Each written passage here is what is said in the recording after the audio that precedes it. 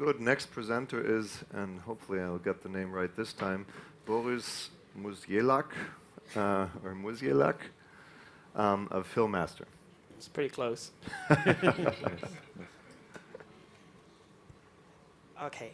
Hi, I'm Borys. I'm the CEO of Filmaster, and this is Pawel, my co-founder. And we are here to show you the vision for TV. There's no sound. Let's do it again. Does this work then? Yeah. Televisions used to only have 12 channels. Back then, people didn't have to think about what to watch.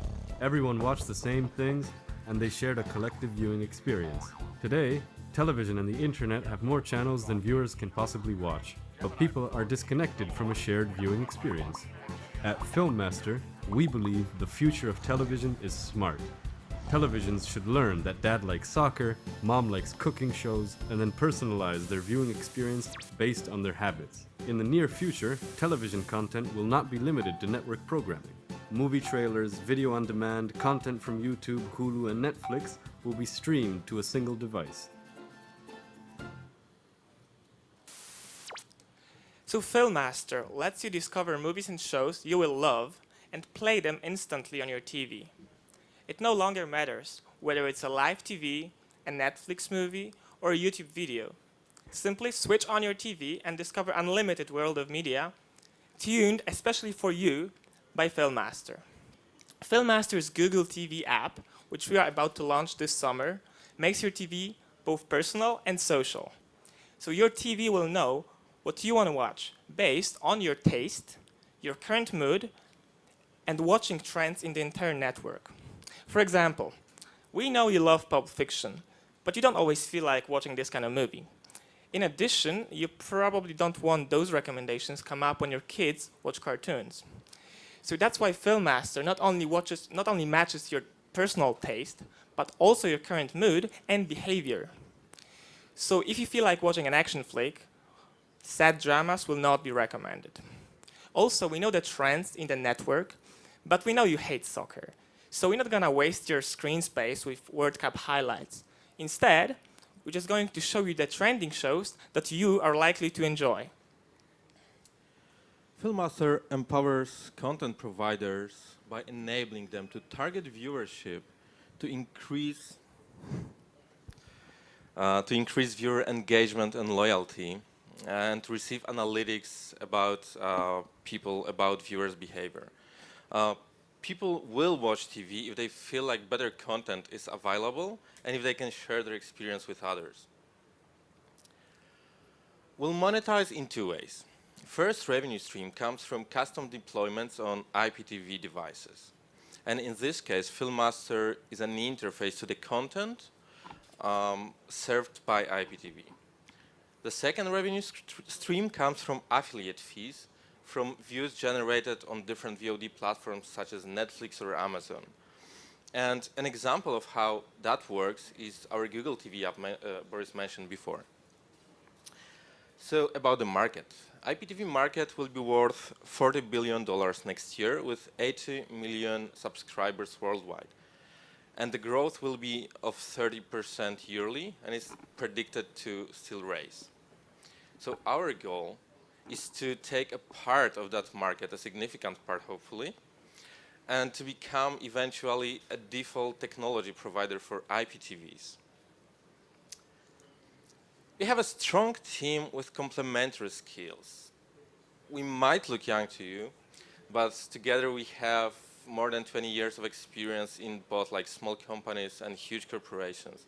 We're also a sparkling mix of academic thinking and pragmatic attitude.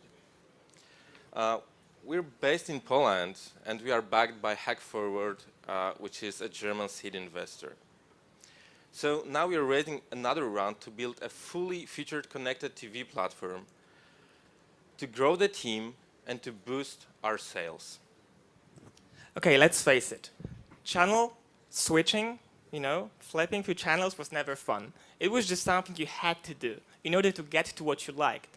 So we, at Filmaster, want you to simply switch on your TV and watch what you love. from any source at any time. Thank you. Okay, so... Oh, sorry. So again, you're looking to do a few different skill domains, okay? So you need to be able to fling things to a TV, otherwise you're just an app on the TV. If you're an app on the TV, how will people choose your app against other apps? So let me ask a few technical questions. You say you can send it to the TV. How are you going to do that, and which TVs are you compatible with?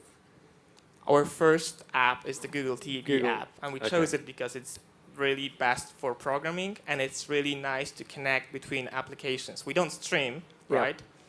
Okay, so you're going to make a recommendation engine, and you're going to make a consumer app that has the consumer want to launch your app to use your recommendation engine, and you'll then launch, different VOD portals on the Google TV, and then hope that people come back to you, and you can measure the consumption in those other apps. Yeah, basically the Google TV app is a testing ground to see how users work. We already the app is already working. We tested it on South by Southwest on our booth. Like a lot of people, hundreds of people came to the booth and they played with the app, worked really nicely, and we talked to Google about featuring the app. And we're talking to major manufacturers of TVs as well to feature the app, because that's the best way for people to actually see the app in the store. Okay. What's strange is the Google TV addressable market right now is very small. So why do you target such a small market at the beginning of the Because company? there's not many apps in the market. So you can, on Google TV, you can actually have millions of downloads very easily compared to other platforms, because there is just a few apps on there, and we actually believe, we tested a few platforms, and we like Google TV most. It's really nice user experience. I've been using it for a couple of months now, and I'm addicted. And I see this, we predict this is going to be actually hitting in the US, because our main market is the US for now. Where? You mean on LG TVs, for example? Sorry? On LG TVs, the new ones they have on Google Sony TV? and Yeah. LG, and Sony they're actually and LG, coming this okay. year. Google was a fail in the beginning, but now Yeah. it's okay. But we are not actually, Google TV is just a testing app. Where we actually make money is deployments on IPTV devices, on connected TV devices. And on your presentation, you mentioned IPTV. So do you mean telecom companies running IPTV services? Well, both device manufacturers who actually put our software, both front end and the back end, on their devices, and the cables IPTV providers who actually want to control what people see on their device. Not only on Google TV, I presume. Sorry? Not only on Google TV, No, I presume, for these obviously not. platforms. Okay. All so the you're platforms. multi-platform. So you've been talking a lot about how you want to get the stuff onto the TV sets. Now, of course, there's another component, the audience, that basically needs to find this app. How do you see this user engagement happening? So actually, it's pretty simple. Imagine you have your new TV, you turn it on, and our app is the first thing you see. That's why we are talking to TV manufacturers. Okay, but you're in competition, obviously, to many other apps that want to get there. I've been in the mobile phone space long enough and had those discussions about tons of people coming to me and wanting access to the sort of the top screen on the smartphone. So Yeah, that is a very competitive space. Yeah, without competition, that wouldn't be any fun. So are you considering licensing that? If the recommendation engine is really at the heart of it, you could license that to people rather than, or at the same time as having it. That's precisely what we do. We are actually talking to a few customers, and we already have one beta testing implementation. It's a pilot deployment tested by. Well, we can't talk about details right now, but it's a big company, and they are testing our solution for like a month now. My other question was about the filter bubble, really, because the problem with recommending stuff is that I can only recommend what I know about, and the more you recommend to me, the narrower my choices can become. And obviously, if a new program comes out, how do you fit it in? What goes on to add new material?